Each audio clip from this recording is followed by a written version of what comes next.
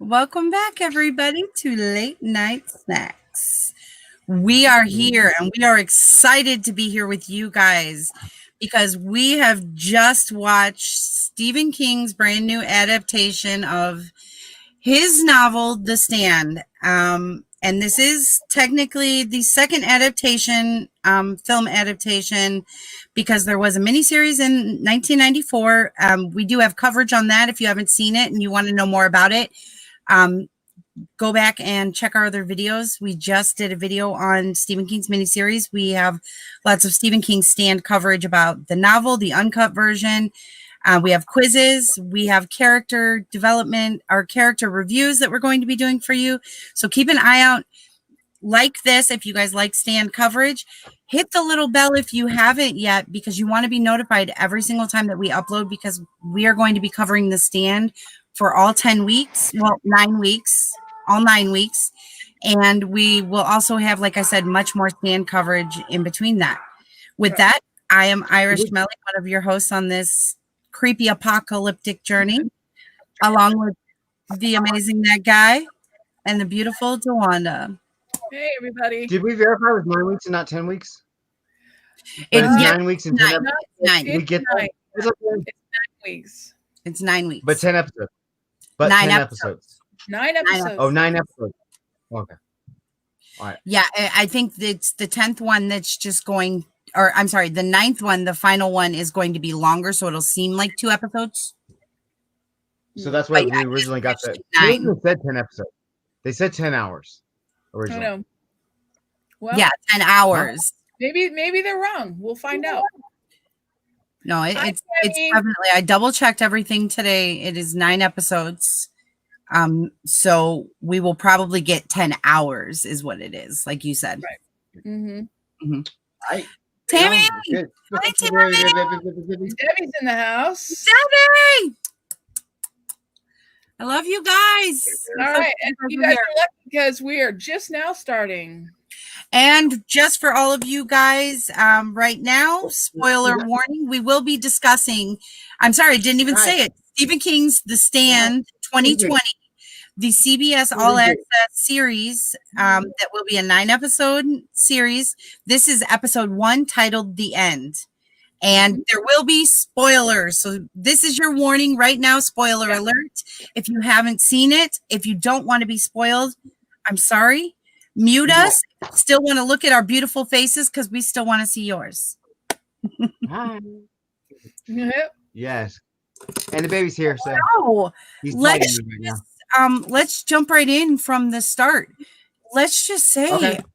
an opening. Well, first off, wait. Stephen King one is known for his openings, okay? Yeah. But this by Let's start far, off first. Round robin and skate. Everybody, wait. Let's do it this way. Everybody go round robin to start before we go into anything and give one word. One word for episode 1. to describe the episode. One word. The whole episode, or do you want to do that at the end? No, right now. And then we'll talk about it, and then we'll see what everybody thinks. Preview. Enthralling.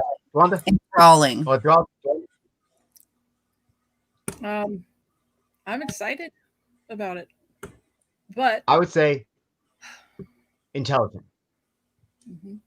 Yeah, I agree with that. Okay, go ahead. Because like when we open, like I was saying, just cinematography wise, holy. Okay. Yes, Nuka's there and he's awake. Oh, When you guys start He's awake, hearing I know. that loud snoring later, that's when Nuka's bored with us. yes, that's Yeah. he's bored and he's doing something else. But yeah, we open to a scene of just dead bodies in a church. Different. Tons and tons. It was very reminiscent to me of something from The Walking Dead. But it seemed when we see the reaction, we see a character who we don't know anybody's names yet, but we see a character, they're all masked and they have goggles or glasses on or masks on.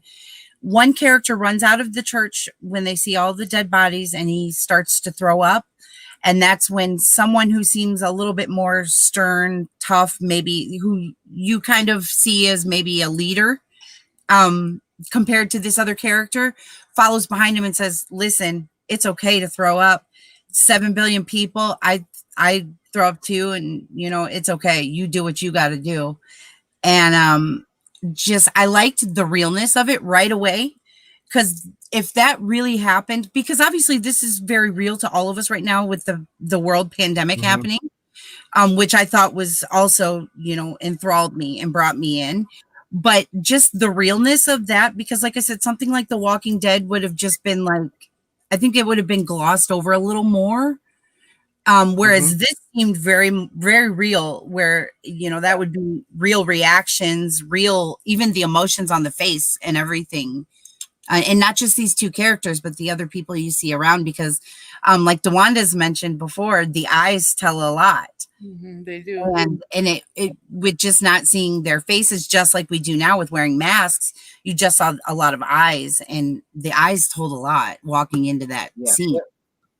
What I liked about this opening scene in setting the tone the way they did, and those of us that know the previous literature or the the miniseries, whatever, we know as watching it, okay, we're jumping into the middle of this, and what was really and that's something we need to mention, because there was no for growth. people who know, we did mention it in our previous stream, but for people who don't know, don't follow the book or didn't see the 94 miniseries, this doesn't start where it starts with both of those. This actually starts in the middle. And then we start getting these weird time jumps back and forth, and we get 5 months earlier is what it said. We get a 5-month time jump back. And that was the only time it said that. What's really interesting is that's the only time indication we got. Did was the 1 5 month. Yourselves getting a little confused after halfway through with the time? We'll talk about that. But let me talk about the opening sequence first. What the opening sequence does, I think, wanted to make sure I wasn't the only one who saw that, because I was like, I only saw it say a time period once. Yeah, once. What the opening sequence does is the opening sequence, like they were just mentioning, Debbie was just mentioning in the comments about mood and feeling and stuff. What this opening sequence does is it sets the tone. It sets the mood that we are in hell right away. There's no development up to hell. It's like this is real, this is raw, and with the timing right now, it's really important to be like, skip the bullshit and get right to the point. Yeah. And that's what was neat about doing it in the time jump that way. But since we're gonna go over the time jump anyway, which, let's talk about it for a second. Very real, and I think they were smart with that. Like you said, so smart. Intelligent, go right out of the gate like that. With the world pandemic right now, that's what people are scared of, and we hear these numbers going up every day, especially with cold and flu season here. And this is based off of a flu. Yeah. So it's that right away. The government calling it. It was government. That's what the government's calling it. Yeah. Right. Yeah. It was super flu, as they call it. Yeah. Yeah. Oh, and just in case the people are calling it, like normal people are calling it Captain Trips, the government's calling it a super flu. Yeah. But to see the end result, or to see the tragedy of it right from minute one, was intelligent. It was brilliant by that. But I will say, I have a new viewer in my home. She may be joining us here and there throughout the weeks. She may be even joining us tonight. She hasn't finished yet. But Kaylee is new to this franchise, new to this story. And I'm experienced with the story, novel and original miniseries. And for new viewers, this time spin is really, really problematic. It's extremely problematic to new, because I had to stop every 2 scenes or so and explain what was going on, because it is so almost impossible for because if you follow the 94 miniseries, they do a little bit of time jumping around, but not like this. And that was sometimes hard to follow. So yeah, I see what you're saying, where this, but if you don't know what to expect, it might not be hard to follow. But I could see where I think it is, because the time jumps are so extreme in this that I think that it's, for a new person, until you can really get to know characters, jumping around in the timelines without any real distinct landmarks to show what timelines are, you're like, what's going on now? Who's doing what? Why?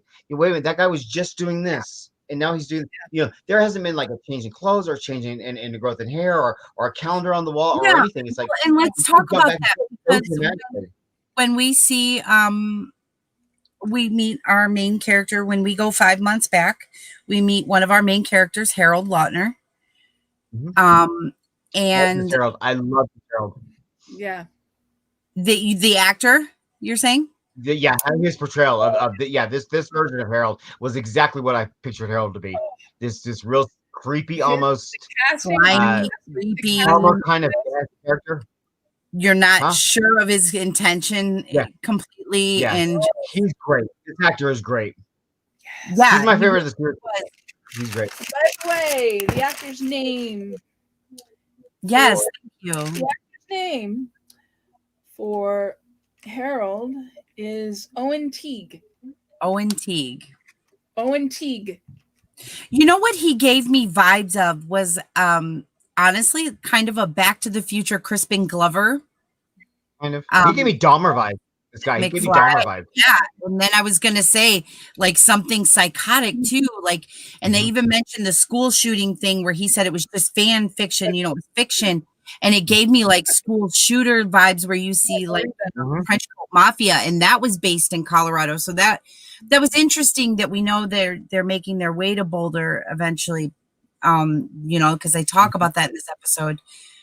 But yeah, very creepy and just. I think with the time jumps, the best and the point is you're not supposed to know if you like him yet or not. I like him a lot. The time jumps, not the actor, the character. No, I like the time jumps a lot better. This character, you guys, on the time jumps, the best thing that they did with the time jumps to help was the Franny pregnancy thing. Let's explain where we're at. After the church, we jump back, like we said, the 5 months. And that's when we see our main character, Harold. We see him on his bike, but we see him peeking through a fence. And to sum it up real quick, he's doing all this stuff, but we see him peeking through a fence, watching a younger girl, not young, but someone maybe his age, maybe a little older than him, talking with what we find out is her father. And he's coughing, sneezing. And she's talking about how people didn't come to this event because most people have what he has, her father. So we realized quickly that people are starting to get sick everywhere, and that people are coughing, sneezing, running fevers, and it is very flu-like, very, super flu-esque, as you will. But they don't know that yet. They don't know that it's going to kill everybody. But then this is where it got weird for me now that you're talking about the time jump, because he gets beat up by some kids. The kids, he goes home and all this stuff. And we see he has his cuts on his face from where he falls off his bike after the kids are chasing him. And then he goes home and he cleans up and he's listening to the radio or whatever. And he hears about, people getting sick. And then all of a sudden, just to kind of jump forward a little bit, pardon the pun, the time jump here. But just for our time, we then see him, deciding he's going to get dressed and go see, we know what we find out is her, with him going straight to her house and, yelling out, hello, is anyone alive? Is anyone out there? And that's when he sees her, digging a grave in her yard. He's peeping through the fence again, all creepy, like, and that's when he backs up a little bit so he can pretend like he didn't see her and call out. And nobody else is around. It's just these two. You don't see anybody else. But now we see that she's got 3 graves going at this point. So how quickly, or how soon is this after we see him get beat up? When we first jump 5 months earlier, we see him get beat up. How long did he wait before he started to go see if there was other people alive, and then met up with who we find out? Let me mention who we find out is Franny. He didn't wait long, actually. That's what I thought. It didn't at all. It's implied. They quarantine Arnett. They quarantine Arnett after the champion crash, and pretty much after that quarantine, it spreads quickly. Weeks. Like it's quick.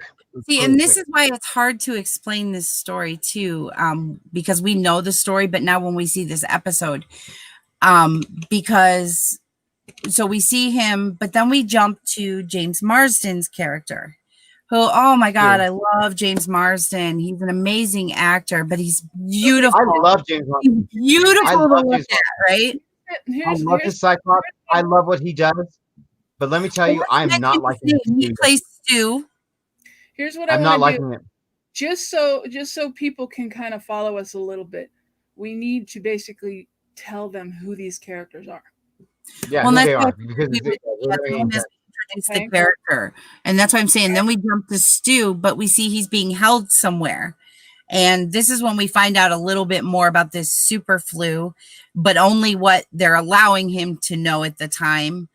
And a doctor comes in, and this is when we find out he's in a room, like I said, quarantined off, like a cell almost like, but we see that in the wall there's an aquarium, and there's guinea pigs in this aquarium, and they say that the guinea pigs, he's been in there for 3 days. The guinea pigs have shown no sign or anything, when I guess the guinea pigs react similarly or symptom wise the same way humans do to this super flu.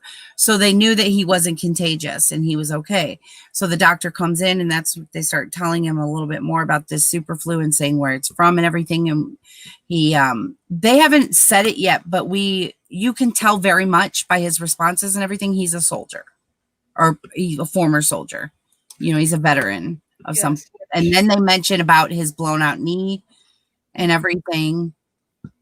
So this is an interesting. Which I know we said we weren't going to talk about the differences. No, it's important. No, we need to touch on it. I just don't want to spoil more of the story. This is a major character change for him. This is a major character change for Stu. And so this is important to talk about. I don't want to mention it for Brett. They've really altered. Stu is our main protagonist, for those of you that don't know. Stu is going to be the lead male protagonist. And his whole background is so important, and yet they have dramatically changed it. He's our first major change. Okay, and that's why I need to talk about it, just so everybody understands. I need to talk about this. Listen to me. All right, go, Dewanda, go. In the miniseries that they're doing as of right now, they have him portrayed as a former soldier, of which he is not. Okay, he grew up in Arnett, Texas. He basically worked out of high school to take care of his mother and his brother. He worked in a calculator factory. He was never a soldier. Okay, he basically did everything he possibly could just to put food on the table. They have him being portrayed as this soldier that knows all of this information. It doesn't mean that he's not smart. It's just that they're taking his character in a completely different direction. Yeah, Stu is a small town boy. Stu is a very typical American small town boy. Never got out of town. Went to high school. All of his friends were the same friends that he had in high school. They kind of show some of that when they show the army men crashing into where they're having their little boys game on the little, you know, in the middle of nowhere, wherever, you know, little convenient like store, and it's got its little gas pumps on the side, and they're playing their dice or their dominoes or whatever. You could tell like it's small town and everything like that. So I mean that part was still. But for him to have this world experience as a soldier and stuff really gives him a leg up that he didn't have as King William.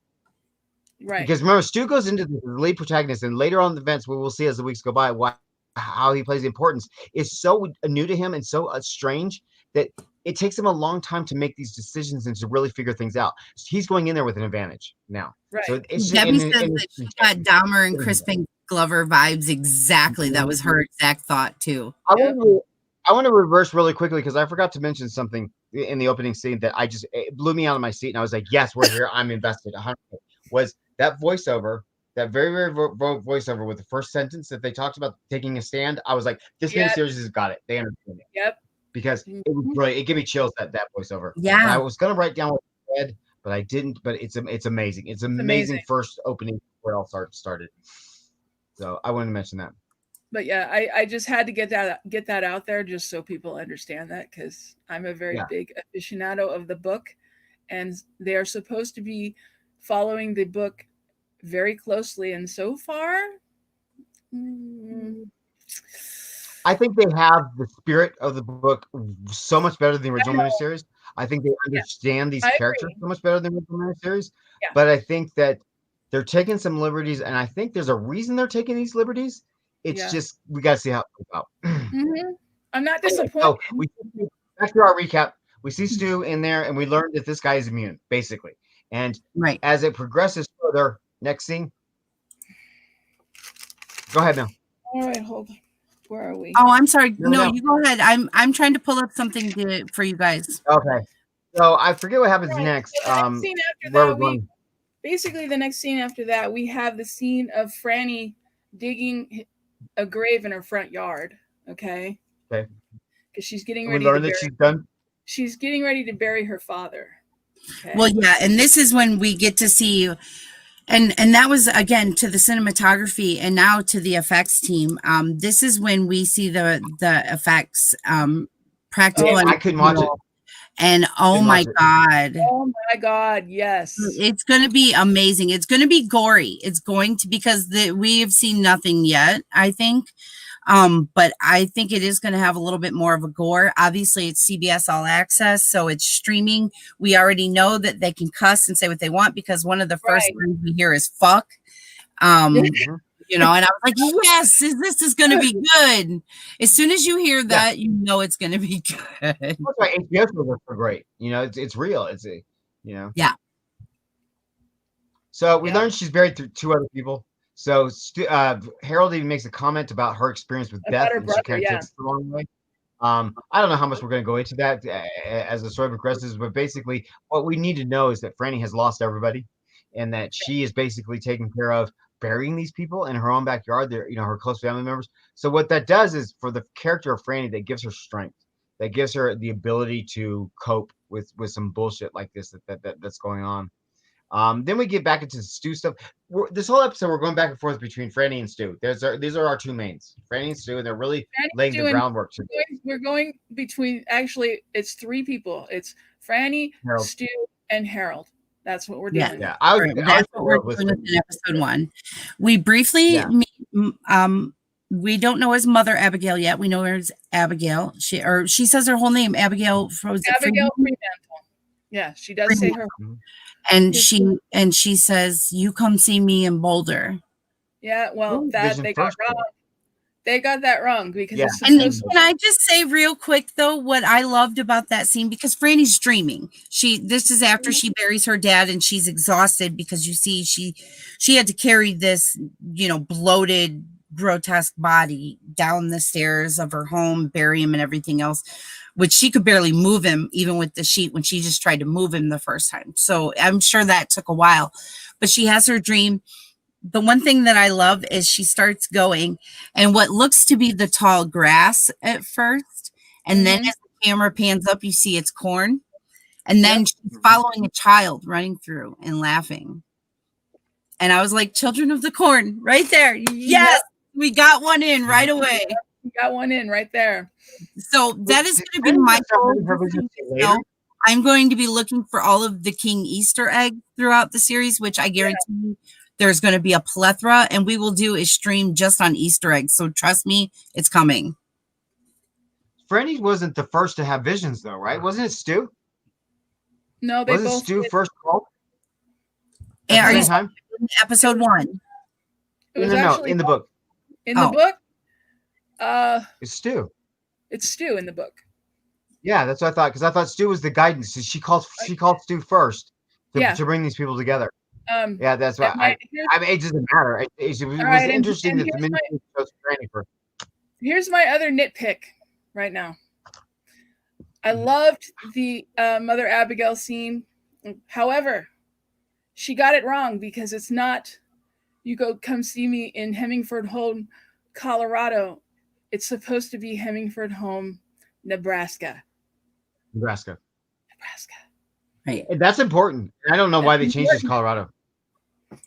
The Nebraska thing is very important. It's very important. We'll see. So I have to say that. Why they took these liberties as it plays out. But I love Whoopi's Abigail. Whoopi's Abigail would really. She looks amazing. Yeah, she looks amazing. Yeah. And we only get a quick glimpse of her, but even her voice, it was a typical Whoopi voice, and I loved it. She gave it her own, yet she really embodied Ruby D. I think she really held that spirit. I agree. It was good. I like her. I bought into it right away. The only actor that I'm not buying right now is Marston. I love Marston, and I don't like really. Okay, so this is where we differ, because I really liked Marston so far. I was like, He's Um, relatable. I love him. See, but you guys you're comparing it too much to what you have in your head already. No, I'm very. no, I think. Well, yeah.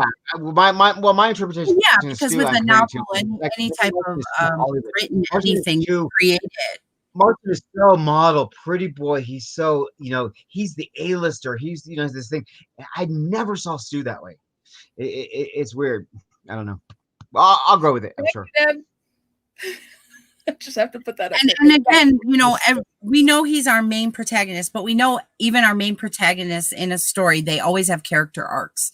So you never know what with us knowing everything that's to come, where he's going to evolve from and how they're going to roll with it. So it's going to be interesting. It's just going to be interesting to see a different take on it. Okay, so going on with our recap. I found that out because that was blaring. I was like, oh God, no. Anyway. Oh, let's see. Tammy said she saw 2 Easter eggs and she's terrible at it. Well, I don't know. What did you see, Tammy? The poster, wasn't it? Type that in there. We'll get back to that. But go ahead, Mike. Go ahead. Were you going to say something? Oh, I don't know what's next. We had Stu's going to get moved. Stu got moved to a different facility. He gets moved in the middle of the night. Yeah, Stu's getting moved. This is new. This is new to the story. But what they did with that, what I think was important, was they're showing the level of government involvement and the level of just how black ops and secretive this whole thing was. By putting the hood over their face. Important, especially again because of our real life situation, and knowing that in the stand, this is a man-made, government-made biological weapon, influenza. And knowing now, dealing with our virus of 2020, we know that was man-made in a Chinese laboratory. We know that this was, made possibly as a biological weapon. So it's very similar. And the government would be involved in all of those levels. And I think people are already at high alert with conspiracy theories as is. Yeah. So, yeah. Very true. Yeah, I like what Debbie's saying. She's agreeing with me that nails it right there, Debbie. That Stu has too much confidence. He's going in this too much. It's like they armed him. That he's got a leg up on everything. He did seem very. Yeah, he almost seemed like he knew more than he was letting on. Right. Yeah. Because he was very charming the way he was getting or trying to get information. Because of the way that he basically presented himself when he was talking to the doctor, and he was saying, well, Campion is military, right? So he came from California. So he drove 1,700 miles. I saw that right away. And I was like, he was quick on that. And I was like, not that I expect him to be dumbed down, but it was it was almost like he was paying more attention than you would expect him to be paying attention. Right. Yeah. My own thought. We knew more than we should have known for this point of the story. Because here in this, we do get into the champion storyline here, right about here in the episode, and they start to explain that was. I saw the typewriter. This is where I started to see how problematic this time jumping thing was for a new person, because trying to establish the patient zero thing in way late in the middle of the episode, and then doing a backwards time jump so far to show it. I did not hear really.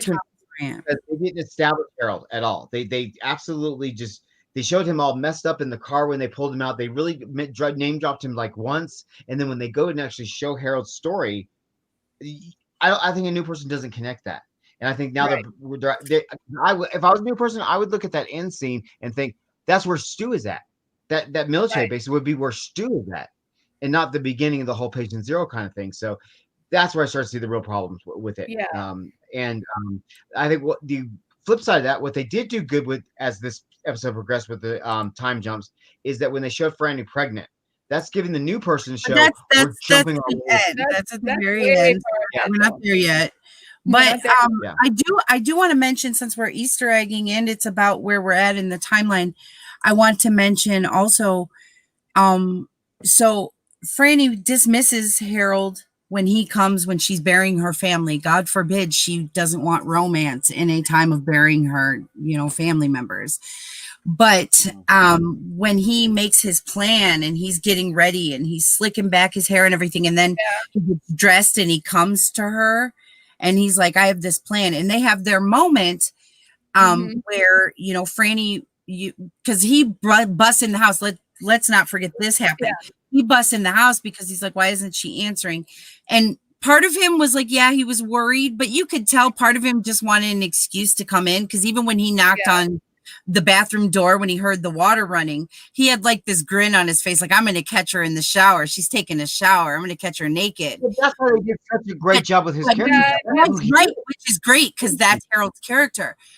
But then he breaks in and we see that Franny has tried to kill herself and she's overdosed on a bunch of medication. Do that. She would never do that. See, that's another, again, that's another liberty that changed her. And let's just say this, he gets her out of the bathtub. And this is where it was a little unrealistic to me, even if you don't know the previous story, just this in general, which bothered me because it seemed so realistic from the beginning. So I don't know if they're playing down other things to play up the apocalyptic part of it. But when he just real quick sticks his finger down her throat, she throws up real quick and you see all these pills come out. It wouldn't have happened like that. And it wouldn't have, we don't know how long she was there with these pills in her stomach. And it would seem a little unrealistic, that part to me. But then they have their conversation on the couch. He talks with her and he tells her about the nail in the wall and why that nail is there. And he's put every rejection letter he's gotten since then on this nail that she put there where she inspired him. And she didn't realize she inspired him as much as she did at the time. Just this annoying little kid who she used to babysit for, or hung out with the sister, his older sister. And, you know, they used to babysit this kid. And, you know, they have their moment. She lays his head on his shoulder. And this is where he feels like, all right, I'm doing this right. She finally likes me. You know, you can see it in his face and everything. But the Easter egg that I caught was his transformation from geeky kid beat up on the bike to I'm going to show up on what was probably, I think, a scooter or a moped type of bike. So it was a different bike and he looked different. It was very Christine to me. The transformation. Bro, the couch scene was so great because it showed that everything drives him is him wanting to get in her pants. His whole life is driven by wanting to get in her pants, and that's it. There's nothing. The end of the world is happening, and he still wants to get in her pants. He's so gross.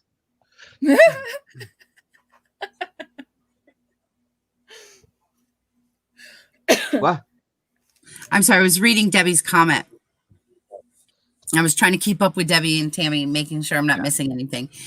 But yeah, so then they moved to. Then jumping back to Stu again, right? They're moving again.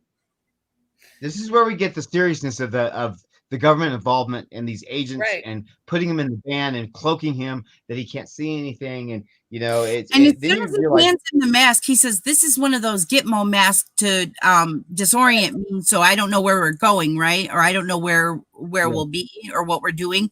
And it was like, again, it just seemed like, how did you know that?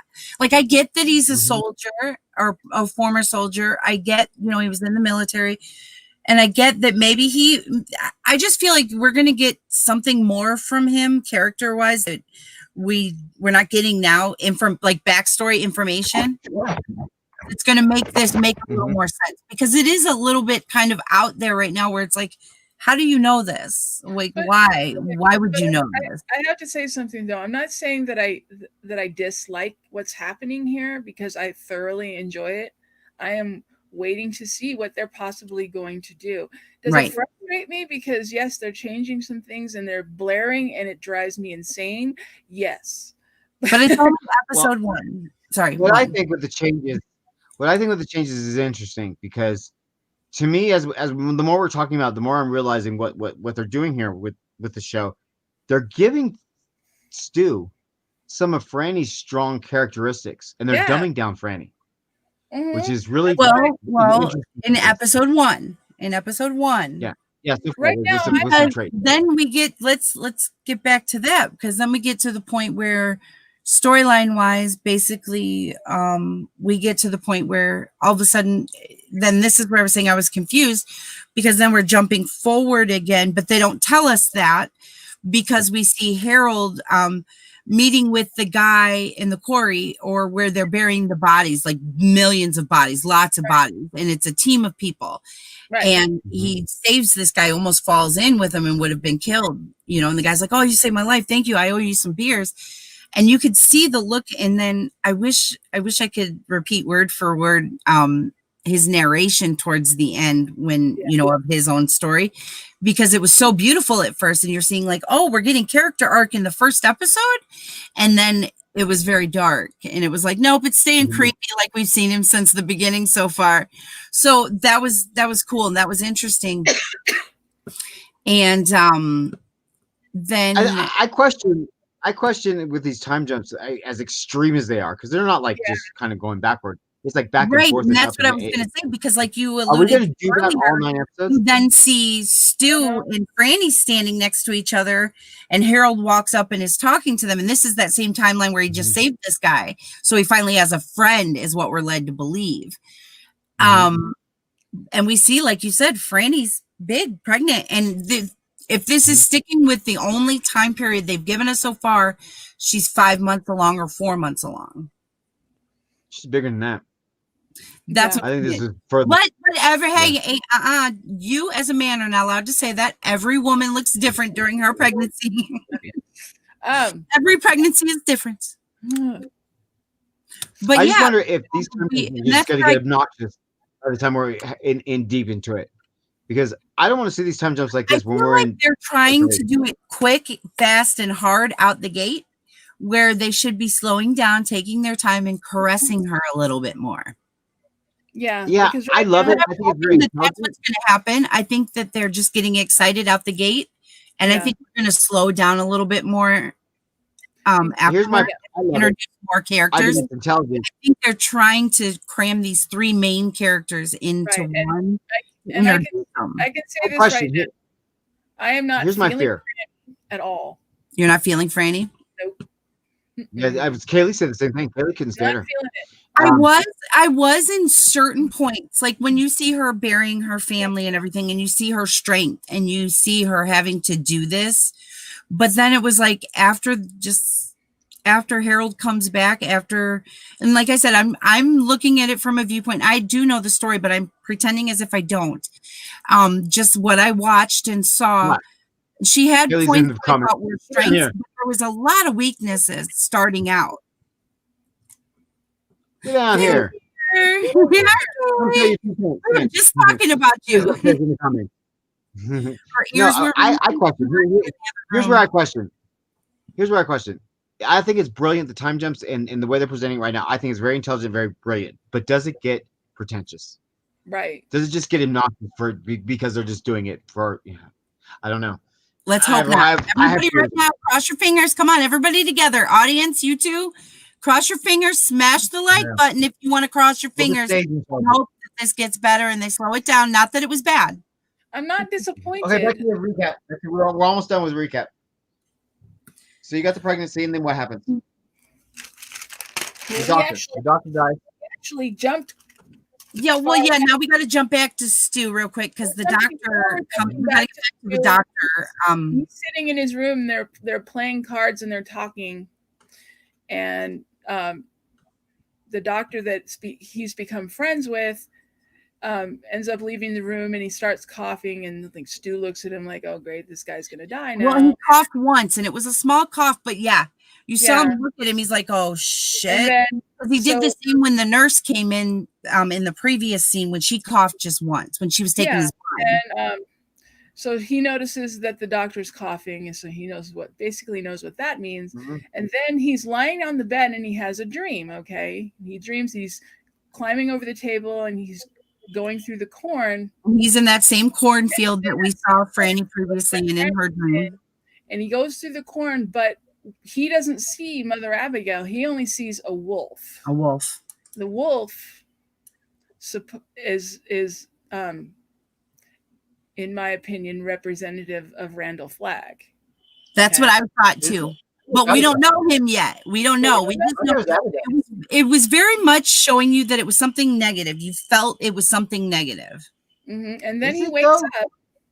What? I didn't get it. Negative, but it felt devious. Yeah. I didn't feel that at all. I felt it was more mysterious, and I felt that was Abigail leading him. Nope. It was random. See, because when I see a wolf and knowing this is a story of good and evil, I'm looking at it as a wolf in sheep's clothing. What is flying through the cornfields? This is Abigail calling out to them to bring them to her. What's flagging? But you got to remember, Flag is still on the outskirts of the well, field. regardless, we don't really know who Abigail is. We just know that in the same cornfield, we saw Franny have some old woman talk to her in a cornfield and told her to come see her in Colorado.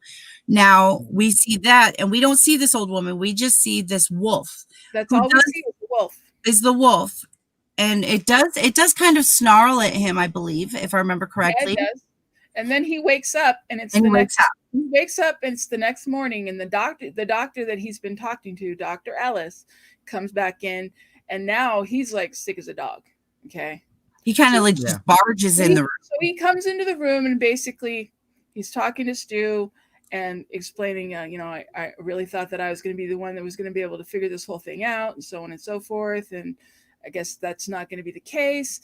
And so Stu asked him, well, what are they going to do with me? And he says, I don't have any answers on that. I have no idea, because General Starkey has locked down the entire facility. Nobody's seen him, and so on and so forth. And we know that this is the general that they tell us is in charge of everything right now. He makes the calls of what's happening at these facilities. And the doctor gives him a scalpel, basically, as a way for him to get out. He's like, I wish I could give you more, but this is all I can give you. And then another soldier type person, Dr. Cobb, comes in. And big dude.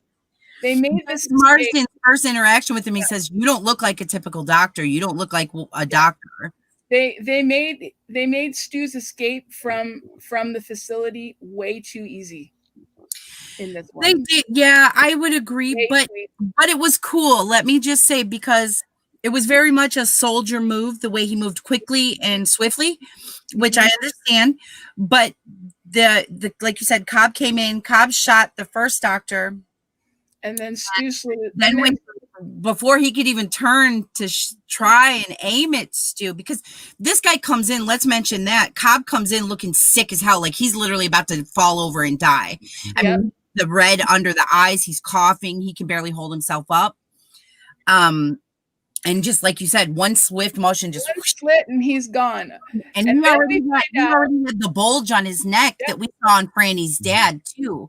So he sliced that open, and the ooze and such comes out. Yeah.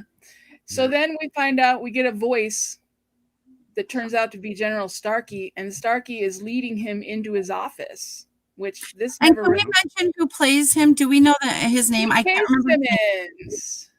J.K. Simmons. J.K. Simmons. I love him. He is an amazing actor, but he does so much voiceover work too. He's great. And I love him in the what is it, Farmers Insurance commercials. But I did love the whole scene with him and Stu, though. But that whole scene is actually a new scene, because that doesn't happen in the book. But it was very informative. He gave him more information than anybody's been able to give him, obviously, because he's the 4-star. Well, no, we know he's above that. He's the general, because we know Cobb was a 4-star directive, is what they called him. Yeah, I don't mind these changes. I don't mind him using that as information. That's right. Fine. And they talked about Cobb coming in because his orders prior were protocol. Should this happen, this is what you do with A, B, and C. And he explains how guys like that, even if they're dying or everyone is dying, they're programmed basically to follow orders and to follow the protocol. Whereas, someone like the general understands that there's different outcomes for different situations. Right. And he tells him that. Did we miss the news? What? we didn't talk about any of the news broadcasts or any of the radio broadcasts that were happening throughout the show, which I thought was absolutely brilliant. The way that they were using those for the president and to say it's so modern times. It's so like everything to worry about. Don't fret on it. All the things you hear now we from hear hoax. like two different broadcasts of what is the president at the time. And the first one is him saying that's when Franny's listening, and they're saying everything's fine. Everybody stay calm. This will happen, and then they say in order to keep the calm and the peace, I've ordered that, and then all her power shuts off. So I don't know if they ordered that all the power be shut off, or if her power just went off at the time, because I have the impression it was the government ordering all that stuff. They made a point of it, right? Yeah, they made a point of them shutting down from not knowing what's going on right now. That's all I know as a viewer. And then we get. I mean, just as a viewer, that's how I took it. As a viewer, that's how I took it. That's how I would have taken it, because they were just talking about shutting down the internet, shutting down social media. So then shutting down the power would have been next. Yeah, because they mentioned they said when there was internet, right, before they shut it down. But then when we see we hear the next call is Harold's listening, and he listens to the president talk about, well, I'm basically, like other people have done, I'm not going to let this be what takes me out. I'm going to go on my own terms, and I'm going to decide. And he shoots himself on air and takes his own life. Yeah, I was like, holy shit. The handful of, let's say, Americans left, and that's what you're hearing from your president. Like, you're like, holy crap. That was powerful. That was powerful. That was a good moment. Yeah. Yeah. And again, it's so relevant, and it's like, could this happen to us? God, we could have only hoped. Well, I didn't mean that part about the but no, okay. then we see. I'm over it. We're all right. Like you said, when Harold is narrating, Harold's typing on that typewriter. Yeah, and he's got a lot to say. Okay, so he does have a lot to say. He's doing his. He's basically and doing his journal now. And then our very last shot is we're going back to the first soldier who spread Captain Trips or the super flu, when he left the facility with his to get his family, or with his family to flee. Yeah, not knowing obviously what it was going to do to him or anyone else. Yeah. Now, Michael, do you want to talk about this? This is the first scene. This is patient 0. So if you're confused at all, this was patient 0, the guy that crashed in Arnett, Texas. Mm-hmm. Yes. So we went back. We see somebody, he's driving down a highway. We see somebody hitchhiking. He doesn't stop. Obviously, he's like, no, I'm not stopping. Next thing we know, we see this person in the back seat with his baby. Yeah. And we don't know. I'm just saying from my perspective as a viewer, we don't know anything about this person, don't know who this person is, don't know why they're there, or what the hell just happened. Right. So I think we saw Flag a couple times with Harold. I think the dead thing that crossed right in front of the dead thing, the crows or whatever, the ravens, in the beginning when he trips on his bike, that's Flag. And I think we saw Flag here at the end, obviously in person with Harold. And I think that there was, I forgot and wrote it down. I think there was a third one with Harold that we saw. I debate the wolf. I think the wolf is Abigail, but I think that Harold saw Flag 3 times in the show. Yeah. I think that's the only time we've seen him is with Harold. Right now, Debate me on it? No, I'm right not now. That's what I think. Tammy said she's nitpicking, comparing way too much. LOL. Yeah. I think so too. I think, like I said, you have to go into this, and I know it's so hard, and especially if this is one of your favorite stories, which it is for so many people, because this is centered to King's universe, really. And it's so important to the Kingiverse. I know I'm not gonna lie, it's very hard for me because I know you've got to try and separate yourself and not have that bias, because you could be missing out on an experience of something you really enjoy if you weren't comparing. Yes, but it's fun to compare. Comparing that, and I'm really enjoying it. However, I've got a lot of apprehension about it. Okay, let's do this. To wrap it up. Because that was our end shot, like we said, with the hitchhiker. Overall, just as a viewer, never knowing The Stand before, a first-time viewer watching The Stand season 1, episode 1, the end, would you watch episode 2? Yes. Oh yeah. Oh, I'm hooked. I'm in. Without a I doubt. got you. Absolutely. Without a What doubt. would you give it out of 10 for episode 1? Episode 1. Just episode I'd 1. give this. Like I said, just as for a me, viewer, not knowing anything else. for me, a solid 9.5. I thought it was one of the best hours of TVs I've I'm a ever watched. solid, I'm a solid 9 right now. Yeah, I have to agree with you guys. I'm at about a 9.5. There were a few things that I didn't like, just development wise throughout the episode, like I've said, throughout this stream. But overall, I mean, it caught me. Like I said, when you said the one word to sum it up, and I said enthralling, because that's what it was. It reeled me in and it kept me there until the end. And now it's got me wanting more. It's got me dangling on that line, waiting for, my chance. So if they can keep it intelligent and this time jumps make sense, this might be my favorite Stephen King adaptation ever. Yeah. And that's why I'm saying we need to give it a chance, because they could be very smart about this. And I'm thinking, because of what's going on in the world, and to maybe explain it a little bit better to people who don't know it all, maybe starting the way they did and then doing the time jump. Maybe they're doing that to explain it better, because like I said, maybe they're going to spend more time backstorying it and breaking it down individually. All right. So Tammy's going to give it a 7. All right. Weird to me because, and Debbie's going to give it about a and that says a lot. Debbie's giving it an 8 and Tammy's giving it a 7. So that speaks volumes. What does? It's because I think the time was problematic. Definitely. Yeah. I am intrigued to find out how they're going to handle it, and I really am interested to find out what they're going to do with the other characters. Yeah, me too. Because we're not even because we haven't even. We got 9 hours or 10 hours, whatever's going to end up being, and I think this is a fun way to show the backstory of how this all happened. But do we continue doing that all the way through the war? We can't time jump in that third part of this. It would be impossible to follow if we time jump around the third part. So I worry about that.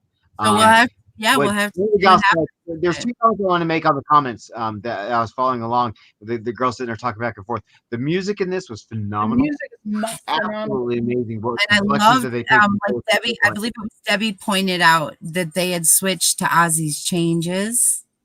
Mm-hmm. And I will never, I'll never look at Billy Joel's music was playing a character itself, really helping the narrative. It was really good. Well, and remember, because we talked about before how they had opened with Blue Oyster Cult, Don't Fear the Reaper before, and how much of an impact that made as an opening song. So and I can tell you, I'll never look at Billy Joel's The Stranger the same way again. Right.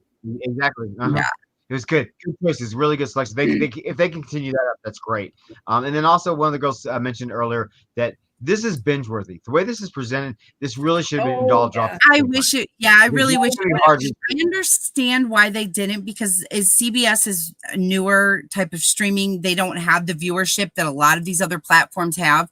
So they know they can draw people in. This is a Stephen King adaptation. It's got his name on it, but they want to draw it out so that they can possibly get people to stay and not just do that week trial and binge it. And then they can watch other things and see other shows that they probably it's smart marketing. But I wish it would have been all one. The day by day. CBS is home to the day by day. They're home to Big Brother, and every summer in Big Brother they got people hooked on there every single day, weekly. So they're used to this format. But this particular miniseries, I think, is already presenting itself that it could be binged and it could be binged. Yep.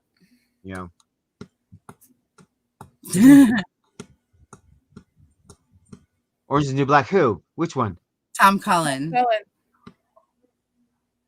What are you playing? Orange is the New Black. Tammy.